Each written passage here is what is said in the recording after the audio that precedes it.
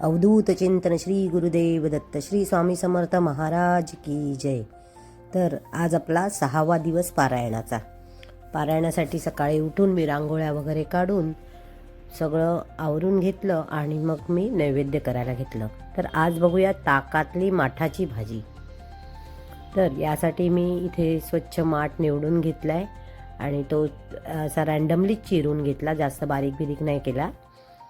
एक साईडला मी तेल तापत ठेवलं आपल्या हांडीमध्ये। आता इथे तेलामध्ये जिरे आणि हिंग घालून घेतलं आणि मिरच्यांचे तुकडे घातले। त्यानंतर इथे मी चिरलेला माठ घालून घेतलाय आणि तो सर्व व्यवस्थित परतून घ्यायचा आहे आणि त्यावर झाकण घालून शिजवून घ्यायचं आहे।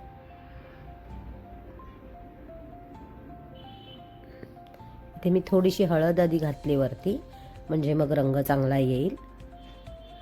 नुसतीच पांढरी दिसणार नाही भाजी म्हणून थोडीशी हळद घातली आणि झाकून आपण शिजू द्यायचे। इथे आता आपण ताक तयार करूया। आता बघा, मी एक धान्य निवडल्यामुळे मला डाळीचं पीठ खाता येणार नाही आहे किंवा ज्वारीचं वगैरे लावता येणार नाही पीठ, म्हणून मग मी याला थोडंसं गव्हाचं पीठच लावलं। कारण मी गव्हाची पोळी निवडले किंवा गहू निवडलाय, त्यामुळे मला गव्हाचं पीठ लावण्याशिवाय पर्याय नव्हता। तर मी इथे मीठ घालून घेतलंय, थोडेसे धणे पावडर घातली, साखर घातली आणि आलं किसून घातलं, थोडंसं तिखट, म्हणजे जेणेकरून रंग पण छान येईल।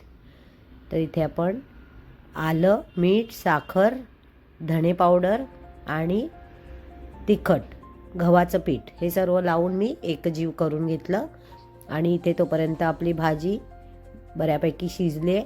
त्यामध्ये इथे मी हे आपण जे ताक तयार केलं होतं ते घालून घेतलं आहे आणि थोडं पाणी अजून वाढवून कन्सिस्टन्सी सारखी केली। ही पहा, आता पुन्हा एकदा थोडंसं झाकण ठेवू आणि शिजवून येऊ, कारण गव्हाचं पीठ शिजायचं आहे म्हणून। तर एक 3-4 मिनिटांनी मी झाकण उघडलं आणि इतकी छान भाजी झाली आहे बघा। मला वाटलंच नव्हतं की गव्हाच्या पिठामध्ये एवढी भाजी छान होऊ शकेल, पण झाली। तर कसा वाटला व्हिडिओ पाहायला आणि रांगोळ्या कशा वाटल्या सांगायला विसरू नका। लाईक, शेअर, सबस्क्राईब नक्की करा आणि अवधूत चिंतन श्री गुरुदेव दत्त स्वामी समर्थ महाराज की जय। एन्जॉय।